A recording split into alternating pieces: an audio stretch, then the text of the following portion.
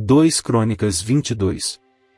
O povo de Jerusalém proclamou Acasias, filho mais novo de Jeorão, rei em seu lugar, uma vez que as tropas que tinham vindo com os árabes mataram todos os outros filhos dele. Assim começou a reinar Acasias, filho de Jeorão, rei de Judá. Acasias tinha 22 anos de idade quando começou a reinar e reinou 1 ano em Jerusalém. O nome de sua mãe era Atália, neta de Omri. Ele também andou nos caminhos da família de Acabe, pois sua mãe lhe dava maus conselhos. Ele fez o que o Senhor reprova, como os membros da família de Acabe haviam feito, pois, depois da morte de seu pai, eles se tornaram seus conselheiros, para sua ruína. Ele também seguiu o conselho deles quando se aliou a Jorão, filho de Acabe, rei de Israel, e saiu à guerra contra Azael, rei da Síria, em Ramote de Gileade. Jorão foi ferido e voltou a Jezreel para recuperar-se dos ferimentos sofridos em Ramote, na batalha contra Azael, rei da Síria. Depois Acasias, rei de Judá, foi a Jezreel visitar Jorão, que se recuperava de seus ferimentos. Por meio dessa visita, Deus provocou a queda de Acasias. Quando ele chegou, saiu com Jorão ao encontro de Jeú, filho de Nimsi, a quem o Senhor havia ungido para destruir a família de Acabe. Quando Jeú estava executando juízo sobre a família de Acabe, encontrou os líderes de Judá e os filhos dos parentes de Acasias, que o serviam, e os matou. Saiu então em busca de Acasias, e seus soldados o capturaram em Samaria, onde estava escondido. Levado a Jeú, Acasias foi morto. Mas não lhe negaram sepultura, pois disseram, ele era neto de Josafá, que buscou o Senhor de todo o coração. Assim, a família de Acasias não tinha mais ninguém que pudesse ser rei. Quando Atália, mãe de Acasias, soube que seu filho estava morto, mandou matar toda a família real de Judá. Mas Jeuzeba, filha do rei Jeorão, pegou Joás, um dos filhos do rei Acasias que iam ser assassinados, e o colocou num quarto, junto com a sua ama. Assim Jeuzeba, filha do rei Jeorão, mulher do sacerdote Joiada e irmã de Acasias, escondeu Joás de Atália, de forma que ela não pôde matá-lo. 6 anos ele ficou escondido com elas no templo de Deus, enquanto Atália governava o país. 2 Crônicas 23.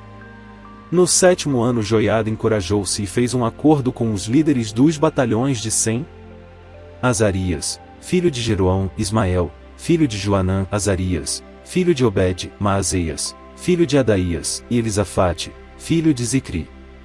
Eles percorreram todo Judá e reuniram de todas as cidades os levitas e os chefes das famílias israelitas.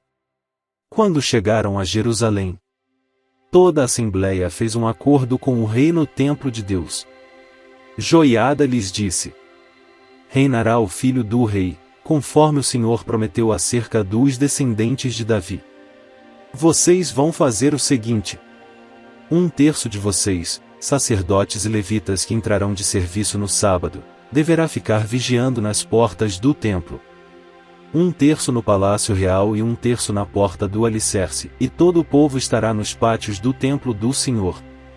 Ninguém deverá entrar no templo do Senhor, exceto os sacerdotes e os levitas de serviço, estes podem entrar porque foram consagrados, mas o povo deverá observar o que o Senhor lhes determinou.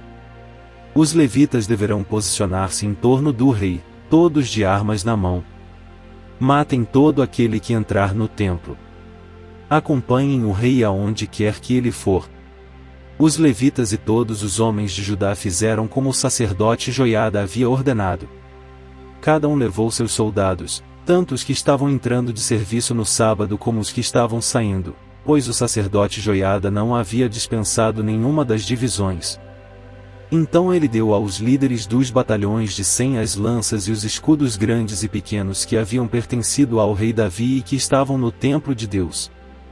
Posicionou todos os homens, cada um de arma na mão, em volta do rei, perto do altar e no templo, desde o lado sul até o lado norte do templo. Joiada e seus filhos trouxeram o filho do rei e o coroaram, entregaram-lhe uma cópia da aliança e o proclamaram rei, ungindo-o e gritando: Viva o rei! Quando Atália ouviu o barulho do povo correndo e aclamando o rei, foi ao templo do Senhor, onde estava o povo. Lá ela viu o rei à entrada, em pé, junto à coluna.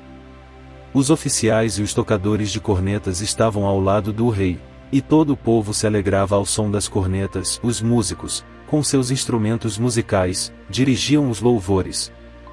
Então Atalha rasgou suas vestes e gritou: traição! Traição! O sacerdote Joiada ordenou aos líderes dos batalhões de 100 que estavam no comando das tropas: levem-na para fora por entre as fileiras e matem à espada todo aquele que a seguir. Pois o sacerdote dissera: não a matem no templo do Senhor. Então eles a prenderam e a levaram à porta dos cavalos, no terreno do palácio, e lá a mataram. E Joiada fez um acordo pelo qual ele, o povo e o rei seriam o povo do Senhor. Então todo o povo foi ao templo de Baal e o derrubou. Despedaçaram os altares e os ídolos e mataram Matã, sacerdote de Baal, em frente aos altares. Joiada confiou a supervisão do templo do Senhor aos sacerdotes levitas, aos quais Davi tinha atribuído tarefas no templo, para apresentarem os holocaustos ao Senhor, conforme está escrito na lei de Moisés, com júbilo e cânticos, segundo as instruções de Davi.